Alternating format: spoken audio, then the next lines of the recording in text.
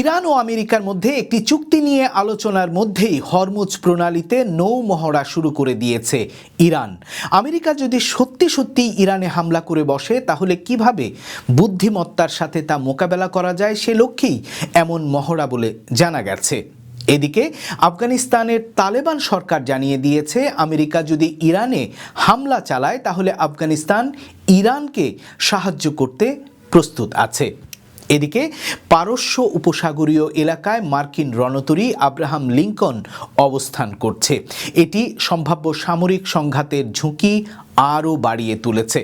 Reuters জানিয়েছে ওমানের মধ্যস্থতায় যুক্তরাষ্ট্র এবং ইরান পারমাণবিক বিষয়াদি নিয়ে আলোচনা করলেও মধ্যপ্রাচ্যে আরও একটি মার্কিন রণতরী যোগ দিয়েছে।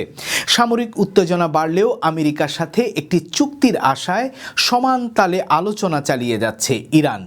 ফেব্রুয়ারির তৃতীয় সপ্তাহে জেনেভায় পরমাণু বিষয়াদি নিয়ে ইরানের সাথে আবারও আলোচনার টেবিলে যাচ্ছে আমেরিকা। যদিও ইরান জানিয়ে দিয়েছে এবারের আলোচনা যদি কোনো সমঝোতা হয় তাহলে তা টিকিয়ে রাখতে আমেরিকাকে ইরানের লাভটাই বরং দেখতে হবে। তাহলে পরমাণু, জ্বালানি, খনিজ বা গ্যাস এবং বিমান কেনার মতো বিষয় নিয়ে আমেরিকার সাথে আলোচনা হতে পারে। আর যদি আলোচনা ব্যর্থ হয় তাহলে কি হতে পারে?